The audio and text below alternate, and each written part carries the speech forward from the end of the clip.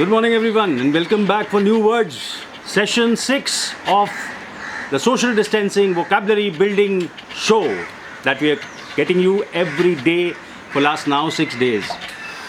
I was asked some question, I want to answer them. Number one, this is a channel which is an open source of learning for everybody. You can download the videos, see at your own whenever you have time. And this video actually was made by my kids Adi and Endri. This channel is not commercial in nature as of now. I'm saying I don't know about future, but as of now we have not started this. We never thought of that. We thought of any commercialism. I'm putting some English vocabulary videos of what I learned from my tutor Mrs. Brass way back in 1980s, early 80s. God bless her soul. She was an Anglo-Indian and she was a fantastic teacher. I would also like to credit my school, St. Joseph's College, Allahabad, one of the best at that time, still one of the very, very good schools in Allahabad. And especially my English teacher, Mr. Raphael.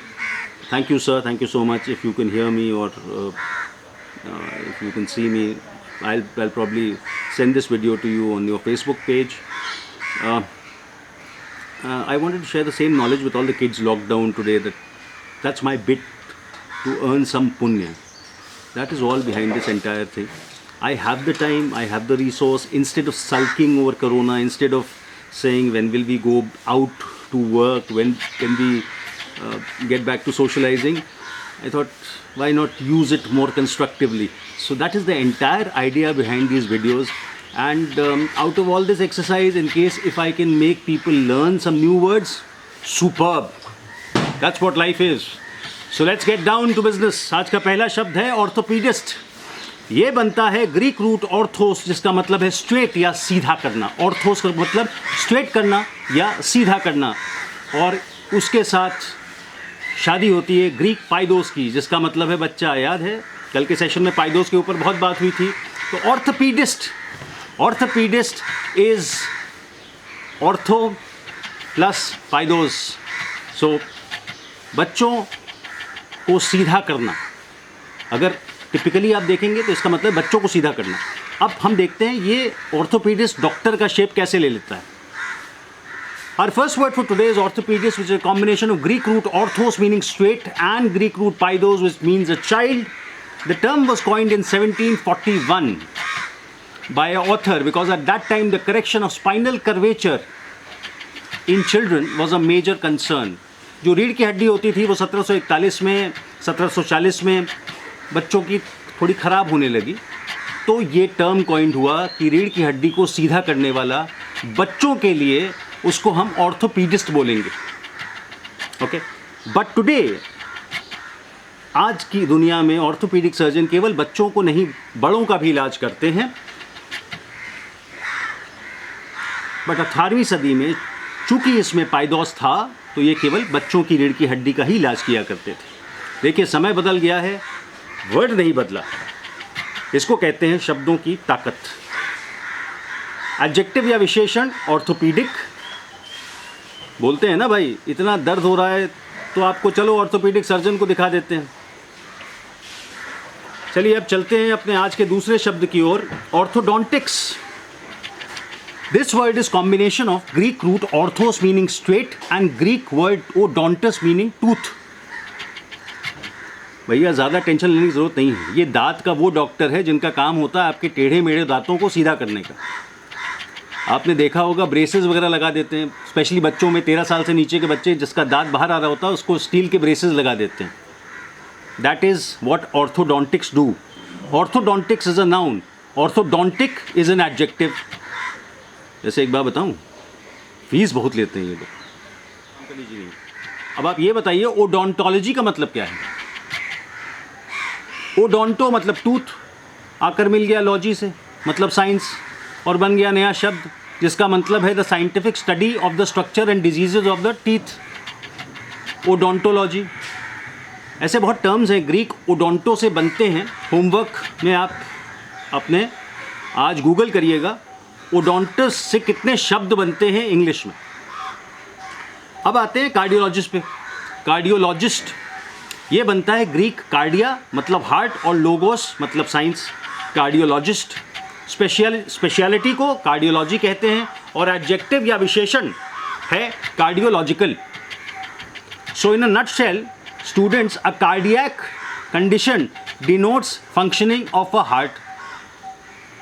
So a cardiogram is a combination of two words, cardia and meaning heart, and Greek gram, which means recording or diagram.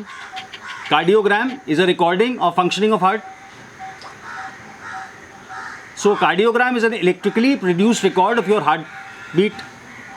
तो जो report आपके दिल की असली हालत बयां करे उसको कहते हैं कार्डियोग्राम.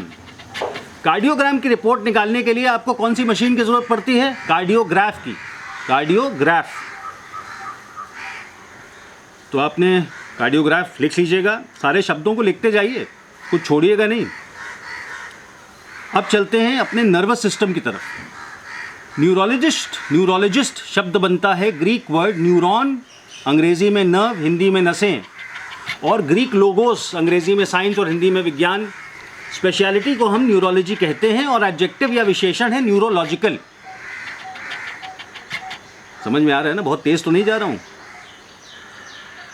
नहीं तो रिवाइंड करके एक बार फिर देख लेना video. Neuralgia is acute pain in the nerves. नसों में भयंकर दर्द होता है, उसको न्यूरालजिया कहते हैं. ये शब्द कहाँ से बना? ये बनता है ग्रीक वर्ड न्यूरॉन, जिसका मतलब है नसें, और ग्रीक वर्ड एल्गोस, जिसका मतलब है पेन अथवा दर्द. न्यूरालजिया. न्यूराइटिस क्या होता है? ये वो लोग फटाफट समझ जाएंगे जिन्होंने पहले के लेक्चर देखे होंगे. Neuritis, ITIS. न्यूराइटिस बनता है न्यूरॉन और ग्रीक सफिक्स ITIS से, जिसका मतलब है सूजन, जलन या संक्रमण. आपको बताया था. इन्फ्लेमेशन और infection in English. Neuritis is the inflammation of the nerves. Neurosis बनता है ग्रीक वर्ड न्यूरॉन और ग्रीक सफिक्स OSIS, जिसका मतलब बीमारी या डिजीज कंडीशन. ये भी पहले बताया जा चुका है, कवर हो चुका है. न्यूरोसिस में हालांकि ग्रीक शब्द न्यूरॉन का इस्तेमाल हुआ है, पर ये नसों की बीमारी नहीं होती, ये एक मानसिक रोग है. न्यूरोसिक इज अ मानसिक रोग. Neurosis is an illness which is categorised by excessive use of energy for unproductive purposes to the extent that emotional and intelligence development is hindered और totally stopped. A person who spends most of the time worrying about his own health, counting his money, plotting for revenge, etc., and doing such unproductive work can hope for little or no emotional growth. That is what neurosis is. Neurotic is the adjective and also the term for the person who is suffering from neurosis. So neurosis जिसको होता है उसको हम neurotic कहते हैं. Neurosis is not a form of mental unbalance. Neurotic लोग पागल नहीं होते, बस थोड़ा हिले हुए होते हैं. इनको आप पागल कहते हैं ना, mad. That neurosis doesn't fall in that category. जो पूरी तरह बुद्धि विहीन हो जाते हैं, जिन्हें हम पागल कहते हैं, उनका अंग्रेजी शब्द है psychotic. A true psychotic is one who has lost contact with reality. They are people who have their own form of reality. Own form, अपने ही दुनिया में रहते हैं वो, और रियल वर्ड से उनका कोई मतलब नहीं होता. उसको हम साइकोटिक कहते हैं. Psychotic is both noun and adjective. Psychotic शब्द विशेषण भी है और संज्ञा भी. ये शब्द बनता है ग्रीक वर्ड साइक, PSYCHE, मतलब स्पिरिट या सोल या माइंड, और सफिक्स है ग्रीक शब्द OSIS, जिसका मतलब है बीमारी या एबनॉर्मल एंड डिजीज कंडीशन. इस बीमारी को ठीक करने के लिए कहाँ जाना पड़ता है? साइकियाट्रिस्ट के पास.